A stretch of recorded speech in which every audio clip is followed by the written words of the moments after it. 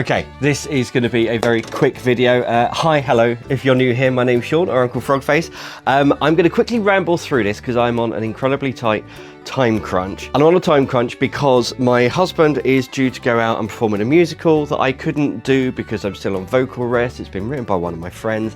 I did end up doing some of the costume parts and props, so I made a bunch of tails and ears. It's all based around dogs. It's called Worth. I'm sure it's going to be great. I haven't seen it, I haven't had a chance to. But I have got an hour before my husband goes out for a tech rehearsal. First performance is tonight. Whilst I was making all of these costumes and all of these tails, my son, who's nearly 3, really wanted one. He wanted his own tail.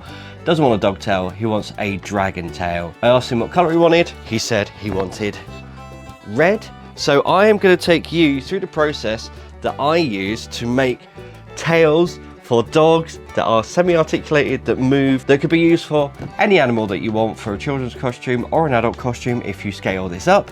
It's incredibly cheap, it's incredibly simple, it's quite quick to do when you know what you're doing. So I'm going to quickly go through list of materials. I have a pattern piece here that I have already created. It was quite simple to do. I can go over how to create pattern pieces in the future if that's something that you'd like. But essentially the tail is made from pool noodles, and we can cut it and sculpt it in certain ways so that it gives articulation when someone moves around. We also need some hot glue, so I've got my hot glue gun here and plenty of glue sticks. We need something to attach the tail to the body, so for the show they've actually got these sewing clips which are incredibly strong. So if they're tails that need to come on and off, you can use these. If they're ones that you want fixed to something, you can sew them in. There are lots of ways to attach them. Today for my son, I'm going to be using elastic and one of these clips. Nice and secure, nice and safe and simple. It's the kind of thing you get on children's toys and clothes and stuff anyway. And then of course we need something to cover the tail, so I have just some red fabric. This is some acrylic fabric that I got from costumers. I'm going to be slightly elevating this one because it's a dragon tail. He wants some spines down the back. Trust me, we've already had discussions about exactly what he wants. So I've got my cup of coffee. As you can probably tell from the way I'm talking, I've had a lot of coffee already today. And we are just going to get cracking. We're going to get stuck right in, and I'm going to show you how to make one of these tails.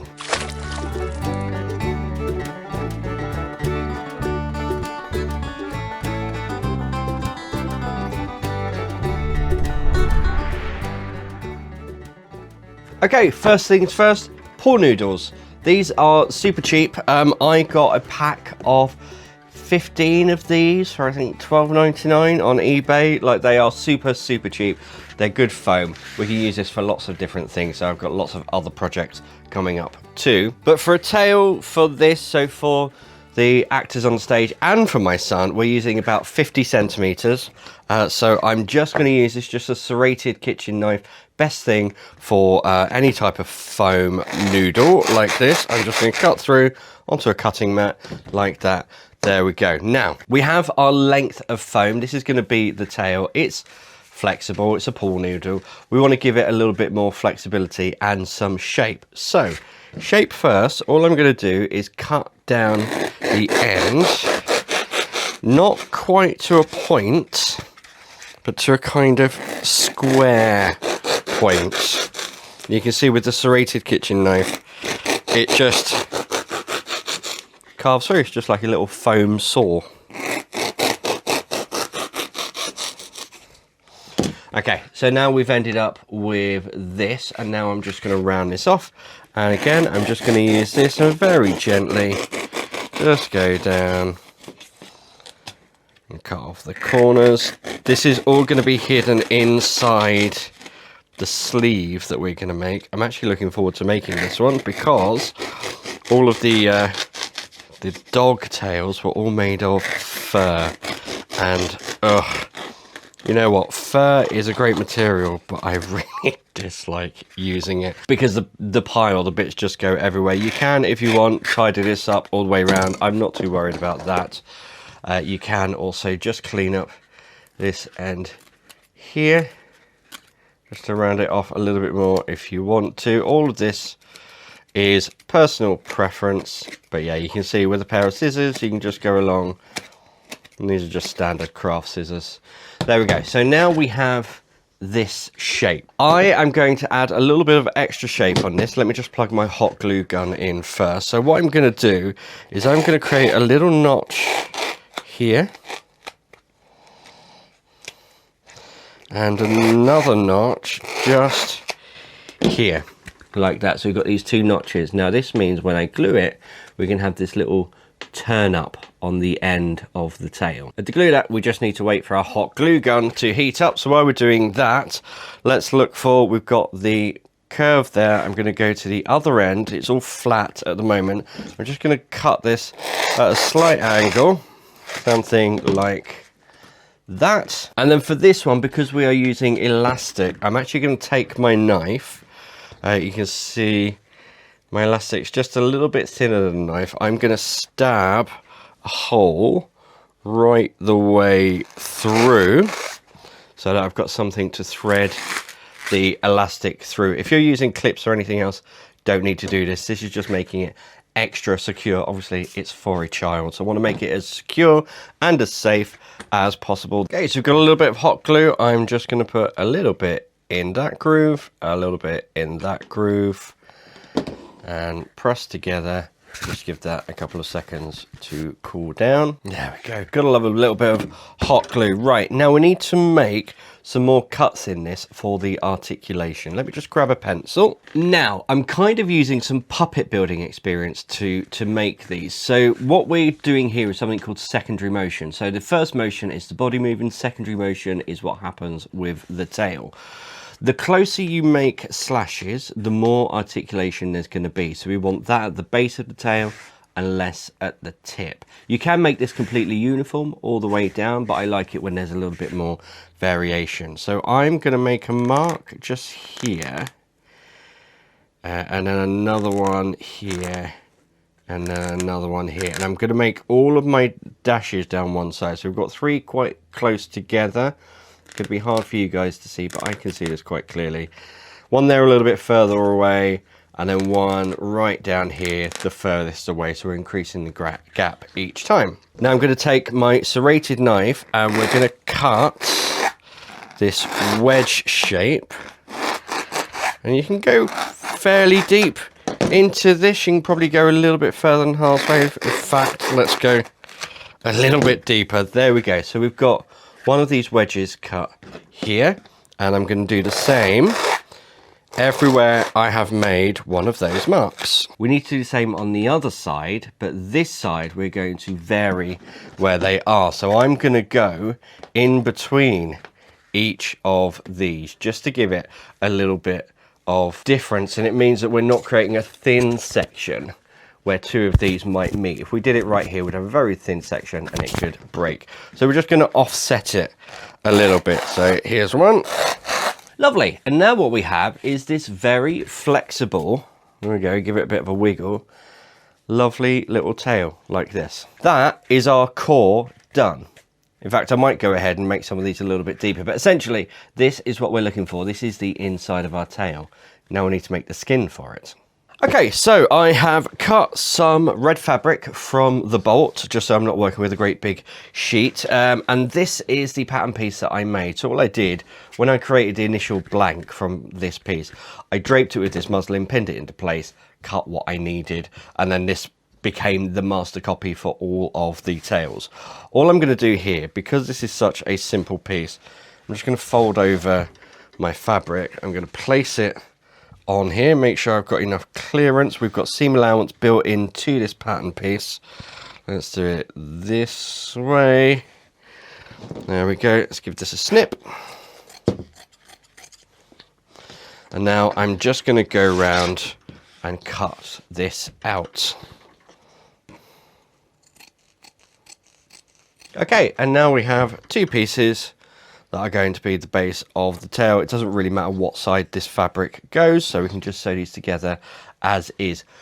But not quite, because this is a dragon tail, and dragons need to have spines down their tails. So this is working on the fly. How am I going to do this? I think if I lay this down so I've got a rough length, so maybe to here. Lovely. This is what happens when you've been sewing for a long time. You can kind of eye these things up and just wing it. So I'm just going to cut out. Lovely.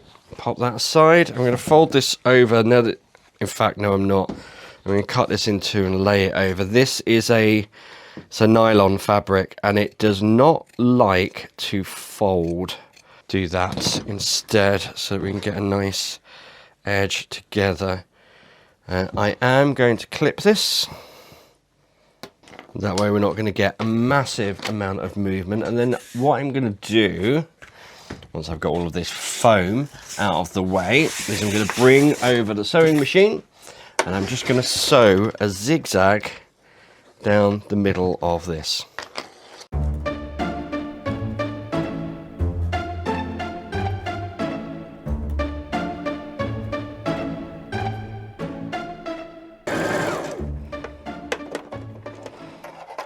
Okay, zigzag sewn all the way down. Let's take the clips off and let's give this a cut with the tailor shears and see what we have. Okay, that's the spines for our tail. I'm just going to go along and clip off the top of each of these triangles so that we can turn it inside out. There we go. Got some lovely dragon spines. Okay, now to get this all in place, we're going to make a little sandwich. The spines facing inwards, down this way. But once it's all sewn into place, it should hopefully sit nicely. Right. Probably would have been easier with a single line of felt. Red felt for these spines, but we're committed now. Okay, that's everything pinned into place. I now just need to run a seam around the edge of this. So let's get sewing machine back. And this is the part where we pray to the sewing gods that everything works out. Okay, that's the hard bit done. Hopefully that's all worked out. It's looking okay at the moment. Let's do our turn. Okay, moment of truth. We can hopefully, and this is not going to be easy, turn this inside out. Whilst we're waiting for the hot glue to come up to temperature, we are going to sort out the clip and the elastic. There we go, there's the clip.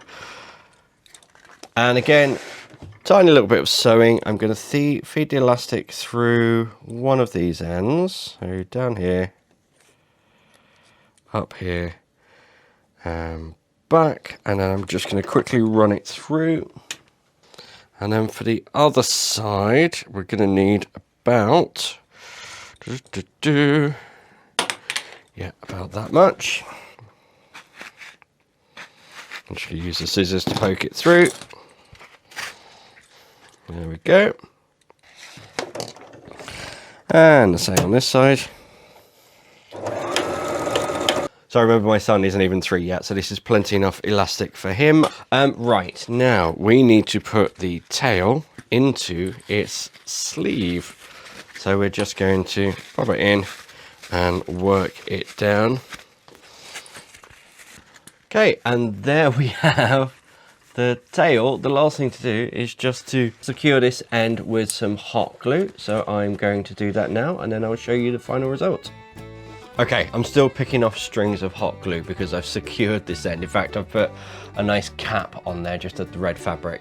But yeah, we are now done. And this is my son's new dragon tail. Nice little flexible thing he can wear and pretend to be the dragon of his dreams. So that has been today's very quick video. I've got about 5 minutes now before my husband leaves, so I'm going to go let this dry properly, give this to my son, and enjoy the rest of my day, probably watching Shrek or How to Train Your Dragon. More dragons. But if you've got any questions, leave them down below, and I will see you again next time. Goodbye.